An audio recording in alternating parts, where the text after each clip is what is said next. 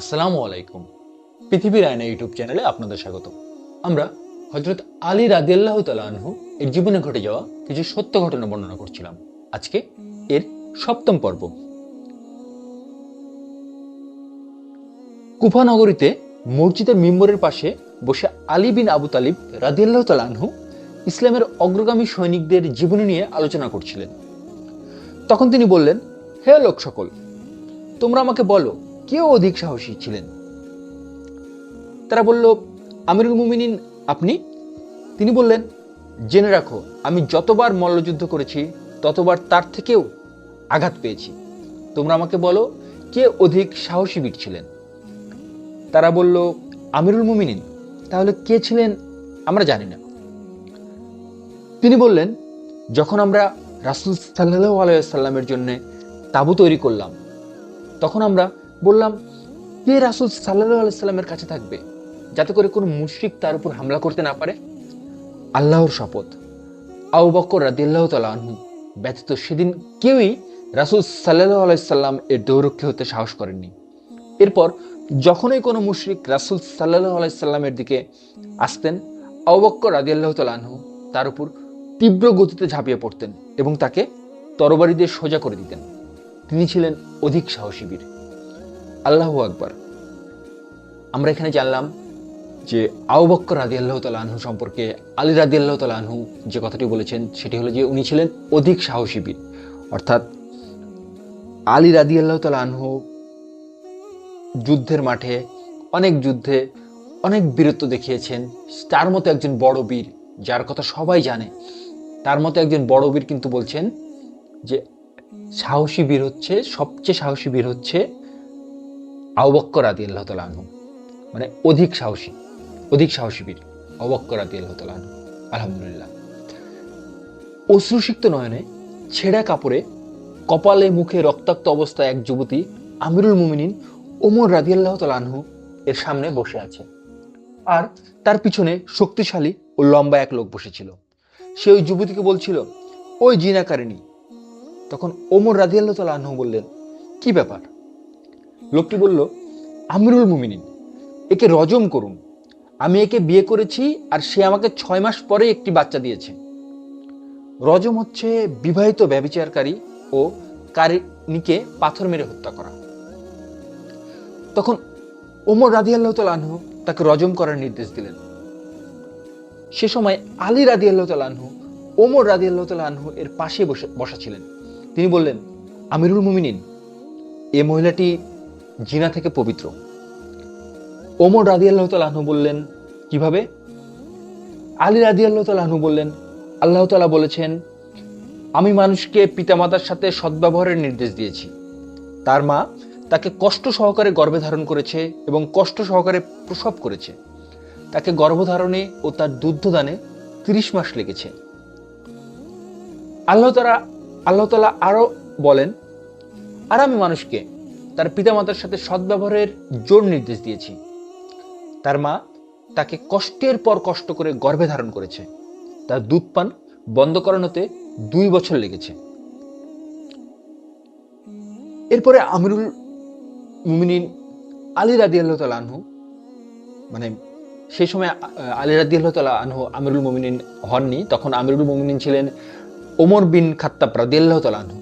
তো তাকে উদ্দেশ্য করে আলী রাদিয়াল্লাহু তাআলা আনহু কোরআন থেকে এই আয়াত পাঠ করলেন এবং তারপর বলছেন যে যদি আপনি দুধ পান করার সময় অর্থাৎ 24 মাস বাদ দেন তাহলে 30 মাস থেকে আর 6 মাস থাকে। সুতরাং এতে বোঝা যায় 6 মাসেও মহিলাটি বাচ্চা দিতে পারে। এই সমাধান শুনে ওমর রাদিয়াল্লাহু তাআলা আনহু এর চেহারা উজ্জ্বল হয়ে উঠল। তিনি বলতে লাগলেন, যদি আলী না থাকতো তাহলে ওমর ধ্বংস হয়ে যেত। আল্লাহু আকবার। এখানে কিন্তু আমরা খুব চমৎকার একটি বিষয় জানতে পেরেছি। সেটি হলো যে বাচ্চা প্রসব করতে এবং দুধ পান করানোতে মায়েদের কষ্ট হয় 30 মাস, এবং অন্য একটি আয়াতে আল্লাহ তাআলা বলেছেন মায়েরা বাচ্চাদেরকে দুধ পান করায় 2 বছর। অর্থাৎ 30 মাস থেকে আমি যদি 2 বছর বাদ দিই তাহলে থাকছে 6 মাস। অর্থাৎ 6 মাসেও কিন্তু কেউ বাচ্চা প্রসব করতে পারে। অর্থাৎ সাধারণভাবে আমরা যেটি জানি যে একজন বাচ্চা প্রসবের জন্য 10 মাসের মতো সময় লাগে, তো সেখানে কিন্তু 10 মাস না লেগে 6 মাসেও কেউ বাচ্চা প্রসব করতে পারে। আলহামদুলিল্লাহ, খুব চমৎকার একটি বিষয় আমরা জানতে পারলাম। মদিনায় গিয়ে রাসূল সাল্লাল্লাহু আলাইহি সাল্লামের সাথে মিলিত হওয়ার জন্য রাতের আধারে আলী রাদিয়াল্লাহু তাআলা আনহু মক্কা থেকে মদিনা রওনা দিলেন। তিনি যখন কুবাই গেলেন তখন সেখানে 2 দিন অবস্থান করে বিশ্রাম নিলেন। তিনি সেখানে থাকাকালে দেখলেন এক মুসলমান মহিলার ঘরে রাতের আধারে এক লোক এসে দরজায় করাঘাত করে। তখন ওই মহিলা দরজা খুলে বের হয়ে আসে। এরপর লোকটি তার হাতে কি যেন দিয়ে আবার ফিরে যায়। 2 রাত এ দৃশ্য দেখে তিনি মহিলাটিকে সন্দেহ করলেন। তিনি তাকে বললেন, হে আল্লাহর বান্দি, এই লোকটি কে যে প্রতিদিন তোমার ঘরের দরজায় করাঘাত করে, আর তুমি ঘর থেকে বের হয়ে তার কাছে আসলে সে যেন তোমার হাতে কি দিয়ে চলে যায়? তুমি হচ্ছে একজন মুসলিম মহিলা, আর তোমার কোনো স্বামীও নেই। তিনি বললেন, এ হচ্ছে সাহল বিন হুনাইব।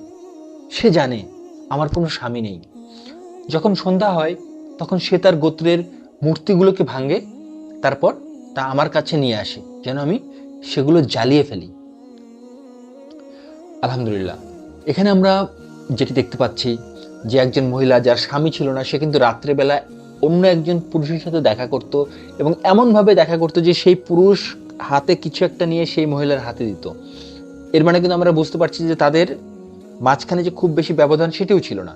তো এটি যখন আলী রাদিয়াল্লাহু তাআলা আনহু দেখে ফেলেছেন, তখন কিন্তু আলী রাদিয়াল্লাহু তাআলা আনহু সেই মহিলাকে জিজ্ঞাসা করেছেন যে তুমি কি করছো, মানে সেই লোকের সাথে তোমার কি, তোমার তো স্বামীও নেই আর তুমি একজন মুসলিম মহিলা। তখন সেই মহিলা কিন্তু ব্যাখ্যা করেছেন যে সেই লোক যিনি হচ্ছেন সাহল বিন হুনাইব, তিনি তার গোত্রের ভিতরে গিয়ে মূর্তি ভাঙে, আর সেই ভাঙা মূর্তি এনে আমাকে দেয় আর আমি সেগুলো জ্বালিয়ে দিই। অর্থাৎ 2 জন মিলে মূর্তি ভাঙার কাজ করছে। যে মূর্তি যদি ভেঙে রেখে দেয় তাহলে তো দেখা যেতে পারে যে মূর্তি ভাঙা অবস্থায় আছে, সেটা নিয়ে কোনো কথা হতে পারে। এই জন্য হয়তো সাহল বিন হুনাইব মূর্তি ভেঙে সেই মহিলার কাছে দিয়ে গিয়েছেন আর সেই মহিলা সেগুলো জ্বালিয়ে দিয়েছে। মানে এখানে যেন কেউ বুঝতে না পারে কিংবা কেউ যেন ধরতে না পারে, অথবা সন্দেহ যেন না হয়, এরকম কিছু হতে পারে, অথবা অন্য কোনো কারণও থাকতে পারে। তবে যেটাই হোক, এই ব্যাখ্যা দেওয়ার পরে, এই ব্যাখ্যা জানার পরে আলী রাদিয়াল্লাহু তাআলা আনহু কিন্তু সেই মহিলাকে আর কিছু বলেননি। অর্থাৎ আমরা এখান থেকে যে বিষয়টি বুঝতে পারছি যে আমরা যদি শুধুমাত্র একজনকে দেখি যে সে অপরিচিত কোনো পুরুষের সাথে কথা বলছেন, অপরিচিত কোনো পুরুষের সাথে আছেন, মানে দেখা করছেন, এর মানেই কিন্তু এই না যে সেই মহিলাকে আমরা সরাসরি সন্দেহ করতে পারি। অর্থাৎ তার কাছে কিন্তু আগে আমাদের যেতে হবে এবং আসল কারণটা জানতে হবে। আলহামদুলিল্লাহ, আমরা এখান থেকে যে জ্ঞান অর্জন করলাম সেই জ্ঞান আমাদের জীবনে যেন আমরা কাজে লাগাতে পারি, আমরা আল্লাহর কাছে সেই কামনা করি, সেই দোয়া করি যেন আল্লাহ আমাদেরকে এটা বোঝার তৌফিক দেয় এবং এই অনুযায়ী যেন আমরা আমল করতে পারি। আমরা যেন কোনো মেয়েকে শুধু দেখে সন্দেহ না করি, যেন তার সম্পর্কে কিছু বলার আগে, তারকে সন্দেহ করার আগে তার সাথে কথা বলে নেই। আমিরুল মুমিনিন পুরাতন জীর্ণ শীর্ণ একটি চাদর পরিধান করে বসেছিলেন। তার 2 ঠোঁট আল্লাহর তাসবিহ পাঠ জপছিল।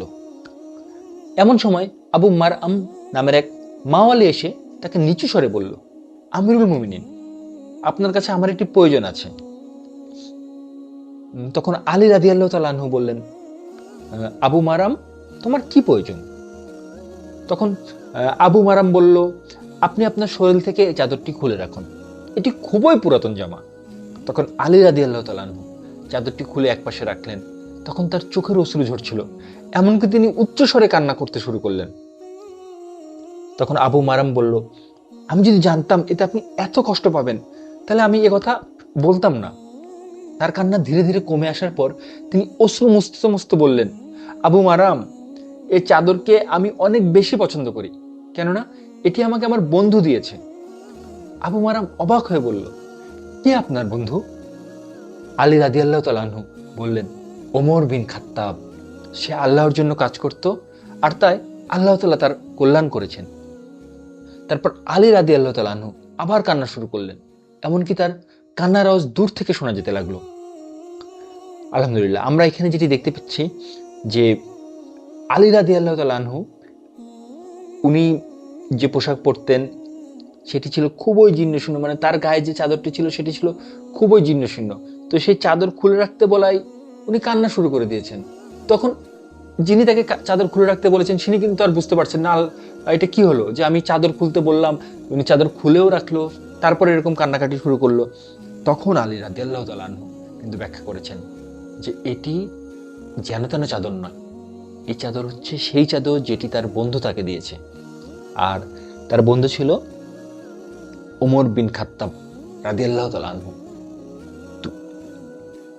সেই বন্ধুর চাদর তিনি এই জন্য খুলতে চাচ্ছেন না, এবং যখন চাদর খুলেছেন তখন তিনি কান্নায় ভেঙে পড়েছেন। এর বাইরে কিন্তু আমরা এই ঘটনা থেকে আরেকটা বিষয় দেখতে পাচ্ছি, সেটি হচ্ছে যে আলী রাদিয়াল্লাহু তাআলা আনহু কিন্তু খুবই চমৎকার একটি কথা বলেছেন ওমর রাদিয়াল্লাহু তাআলা আনহু সম্পর্কে।